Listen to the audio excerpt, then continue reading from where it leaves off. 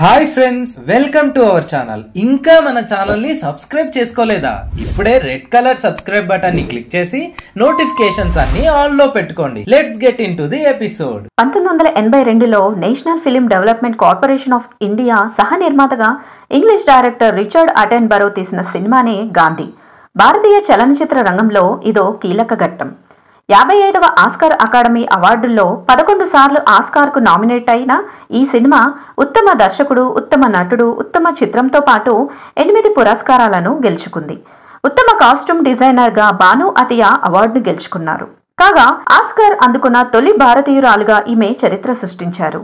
Film ఇండస్ట్రీలో ఉన్న వారికి ఆస్కార్ అవార్డ్ అనేది అల్టిమేట్ గోల్. అది వస్తే ఒకేసారి అంతర్జాతీయ స్థాయిలో గుర్తింపు వచ్చేస్తుంది. గుర్తింపు ఒకటైనా సినిమా కోసం పనిచేసిన వారందరూ చరిత్రలో నిలిచిపోతారు. అంతటి ప్రాముఖ్యత కలిగిన అవార్డును పొందడం అనేది టాలీవుడ్ కి ఒకప్పుడు అందని ద్రాక్షగానే ఉండేది. కానీ ఇప్పుడు పరిస్థితులు మారాయి. జక్కన్న విజువలైజేషన్ కి కాసులే వర్షమే కాదు, అవార్డుల జల్లులు కామన్ అయిపోయాయి.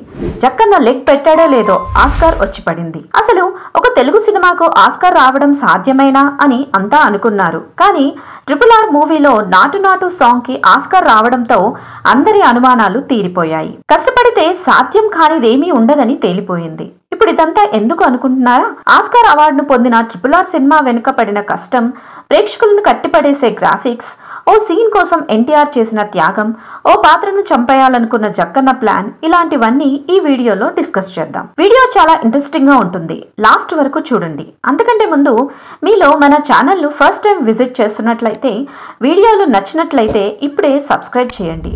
Let's continue the episode. Junior NTR, Ram Charan హీరోలుగా రాజమౌళి డైరెక్షన్లో వచ్చిన సినిమానే RRR. 2022 మార్చి 25న ఈ సినిమా వరల్డ్ వైడ్ గా రిలీజ్ అయింది. పీరియాడిక్ యాక్షన్ డ్రామాగా తెరకెక్కిన ఈ చిత్రాన్ని 590 కోట్లతో నిర్మించగా 1387 కోట్లకు కలెక్షన్లు కొల్లగొట్టి ఇండస్ట్రీ రికార్డులను బద్దలు కొట్టింది. ఈ సినిమాకు సంబంధించి 2 సీన్లు హైలైట్ అని చెప్పుకోవచ్చు.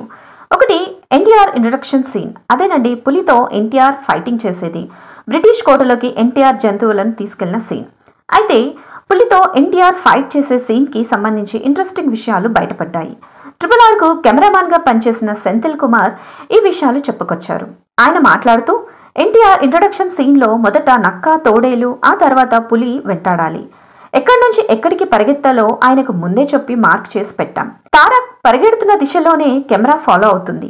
మేము యాక్షన్ అని చెప్పగానే ఎన్టీఆర్ చిరుతలాగే పరిగెత్తేవారు. ఆ వేగాన్ని అందుకుంటూ ఎలా షూట్ చేయాలో మాకు అర్థం కాలేదు. అసలు తారక్ అంత వేగంగా పరిగెత్తగలడని నేను అనుకోలేదు. ఇదే విషయాన్ని ఆయన అడిగితే, తాను జాతీయ స్థాయి బ్యాడ్మింటన్ ప్లేయర్నని, ఆ స్టామినా కారణంగానే అంత వేగంగా రన్ చేస్తున్నట్లు చెప్పారు.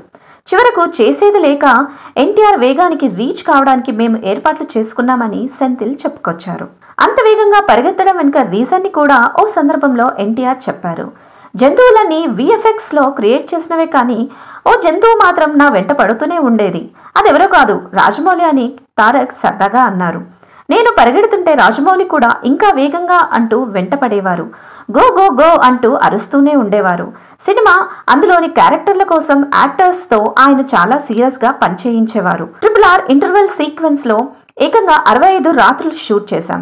నన్ను బల్గేరియా అడవుల్లో 12 రోజుల పాటు పరిగెత్తించారు. పైగా జంతువులు పరిగెత్తే తీరు గురించి వివరించి చెప్పారు. పులి మనిషి కన్నా 4 రెట్లు ఎక్కువ దూరం దూకుతుంది. అలాంటప్పుడు నువ్వు ఎంత వేగంగా పరిగెత్తగలవో ఆలోచించుకో అని జక్కన్న తనతో అన్నట్లు ఎన్టీఆర్ చెప్పారు. అంతటి కఠోర శ్రమ ఉంది కాబట్టే రాజమౌళి సినిమాలో సీన్స్ అంత బాగా పండుతాయని అందరికీ తెలిసిందే. ఇక ఈ మూవీలో గ్రాఫిక్స్ కి ఎంతటి ప్రాధాన్యత ఉందో విజువల్స్ లో తెలిసిపోతుంది.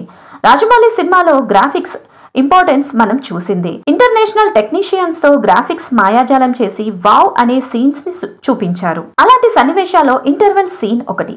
బ్రిటిషర్ల కోటలో రామ్ చరణ్, ఎన్టీఆర్ మధ్య జరిగే ఫైట్ గూస్ బంప్స్ తెప్పించింది. అయితే ఈ సన్నివేశాన్ని తెరకెక్కించడానికి మూవీ టీం చాలానే కష్టపడింది. RRR కు గ్రాఫిక్స్ వర్క్ చేసిన మకుటా VFX సంస్థ ఇంటర్వెల్ సీక్వెన్స్ కు సంబంధించిన వీడియోను షేర్ చేసింది.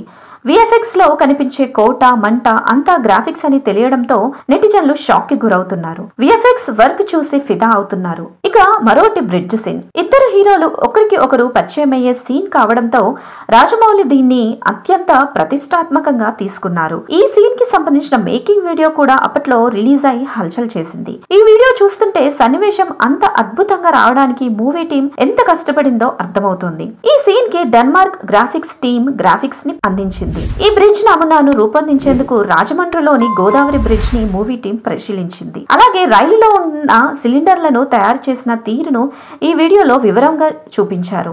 అలా రాజమండ్రి బ్రిడ్జ్ డిజైన్ ని సినిమాలో సెట్ వేసి షూట్ చేశారు. RRR సినిమా గురించి ఈ కథ రాసిన రాజమౌళి తండ్రి విజేంద్ర ప్రసాద్ ఒకానొక సందర్భంలో మాట్లాడుతూ రామ్ చరణ్ క్యారెక్టర్ లో భీమ్ పాత్రకు పవన్ కళ్యాణ్ ను తీసుకుందాం అనుకున్నారట. అయితే ఆ పాత్రలో నటించే ఎనర్జీ పవన్ కి ఉండకపోవచ్చని భావించి ఆ ఆలోచన విరమించుకున్నట్లు చెప్పారు. ఇంకో విషయం తెలుసా, RRR రిలీజ్ అయ్యాక వారం రోజులు రామ్ చరణ్ ఇంటి నుంచి బయటకు రాలేదు.